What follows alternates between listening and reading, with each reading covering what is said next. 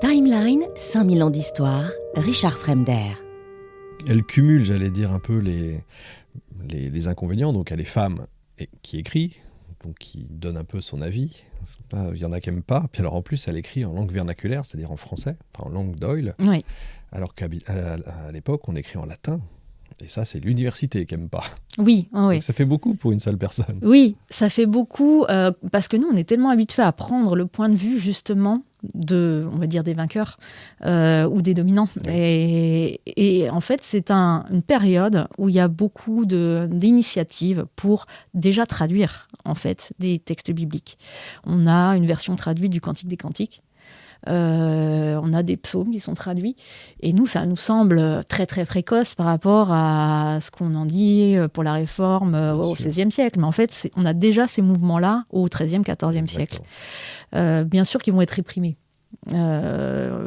parce que le temps de la liberté religieuse n'est pas du tout encore venu, mais l'ambition, en fait, le désir des personnes qui n'ont pas accès au latin de comprendre quand même le texte sacré, la spiritualité en général, elle monte parce que déjà les sermons sont en langue vulgaire depuis le IXe siècle et qu'il y a un paradoxe à devoir écouter la messe en latin, à supposément rien y comprendre, parce que c'est la langue sacrée, donc la langue fermée en fait, réservée à certains.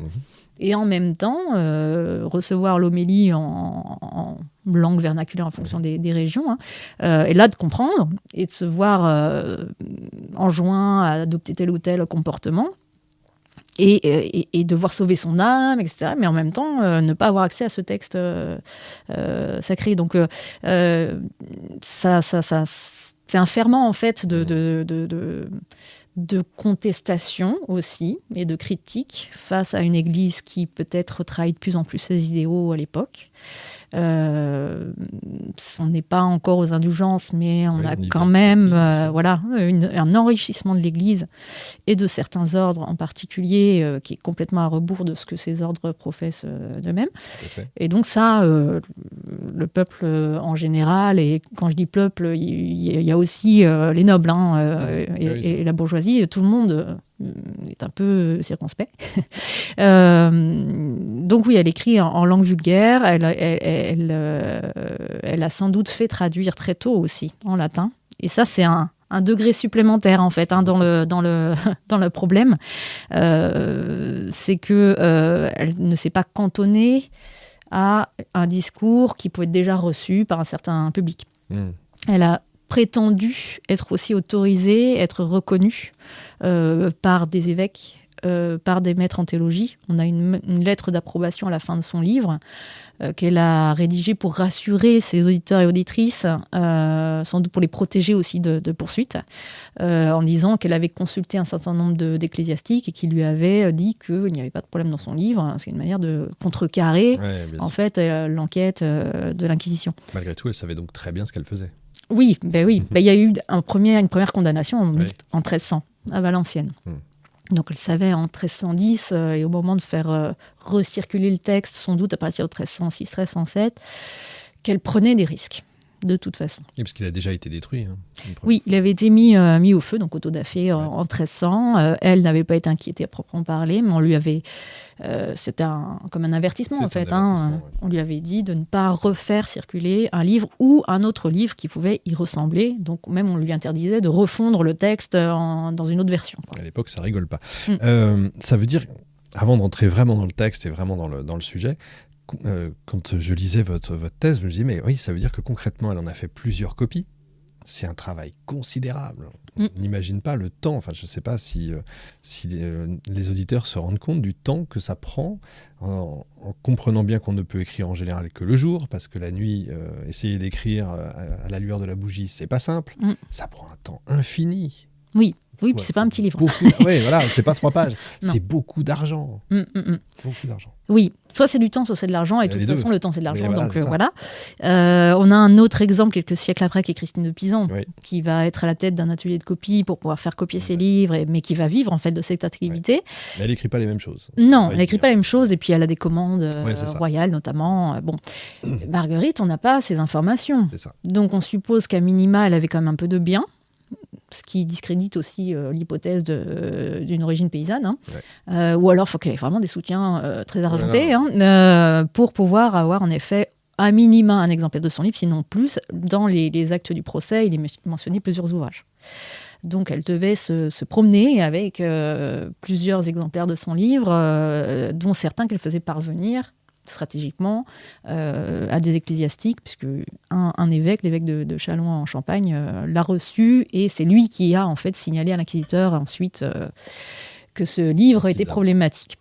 Et c'est pas du format A4 à l'époque. Non. Un petit peu plus grand. Ouais. Plus sur du format A3 d'ailleurs. C'est des grandes feuilles. Mais tout existe en fait. On trouve aussi des tout petits formats. Alors il y a des petits, mais quand on écrit ce genre de choses, on n'écrit pas des tout petits. Non.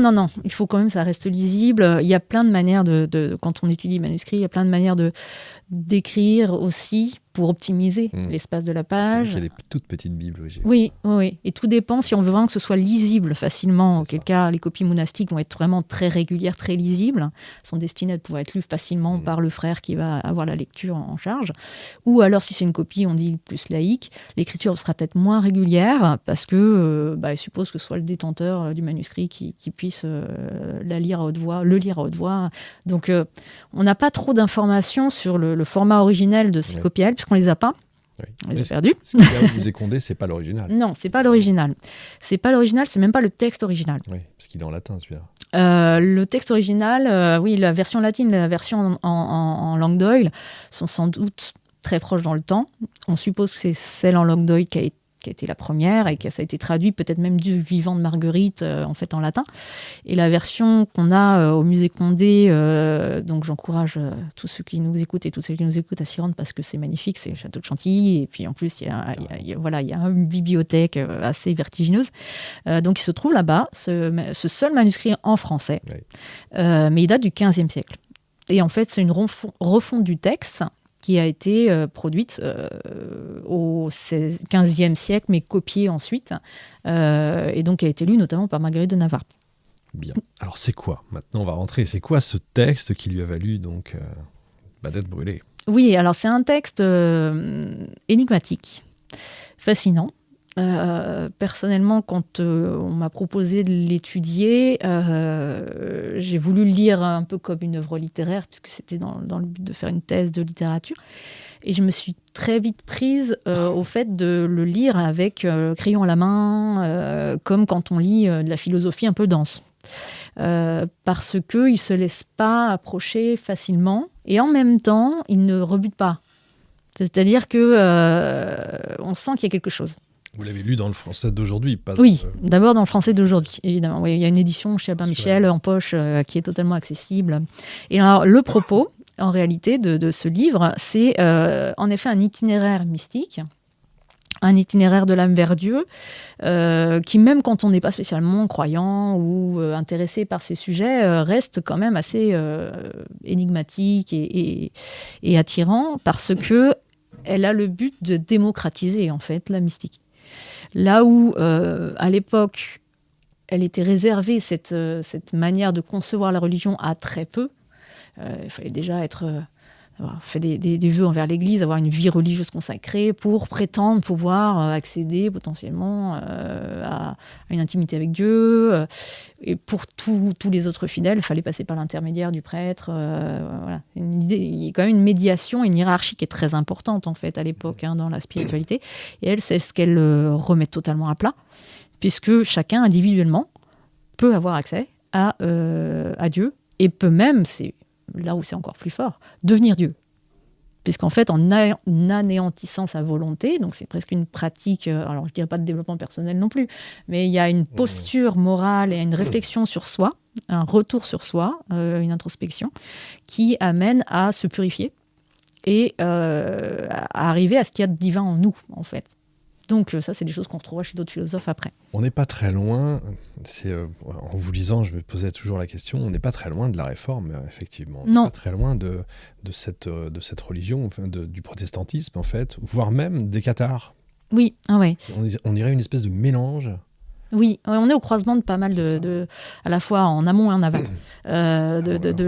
Les cathares ont une recherche de pureté aussi, pureté morale, entendue de manière assez différente en fonction des uns et des autres. On a du mal à trouver une unité au mouvement cathare ou albigeois. Mais en effet, on est dans le même type de cheminement, de réflexion et même de mise en activité, de mise en action de cette spiritualité, puisque ce sont toujours des communautés qui vont se fédérer autour d'un texte ou de plusieurs textes qui va être donné en lecture, sur lesquels les autres personnes vont réagir. Finalement, c'est presque des performances qui sont livrées avec des soirées débats, quoi. C'est un peu ça, mais dans un dialogue d'égal à égal, qui ne ressemble pas du tout à ce que propose l'Église. Oui, bien sûr. Donc on est sur une subversion de la hiérarchie traditionnelle. C'est assez incroyable. Ça veut dire que donc 300 ans avant, on pourrait presque refaire l'histoire. Oui. 300 ans avant, les idées commencent à arriver, commencent à se répandre, etc. On pense même qu'elles sont issues. C'est toute la question de l'origine, on va dire, idéologique, de l'inspiration intellectuelle, philosophique, voire idéologique de Marguerite, qui est encore un chantier à faire. Mais on trouve des inspirations néoplatoniciennes, peut-être de la gnose, de Saint-Augustin, ça c'est sûr, mais Saint-Augustin lui-même a absorbé pas mal de traditions quand même, y compris le manichéisme, et peut-être aussi de l'alchimie, puisque dans le texte de Marguerite, il y a des éléments très difficile à comprendre si on fait comme ça le tri en littérature non, en philo non, en théologie non. Il y a quelques images qui sont vraiment de manière la plus cohérente, la plus compréhensible, en résonance avec la tradition alchimique. Timeline, 5000 ans d'histoire, Richard Fremder.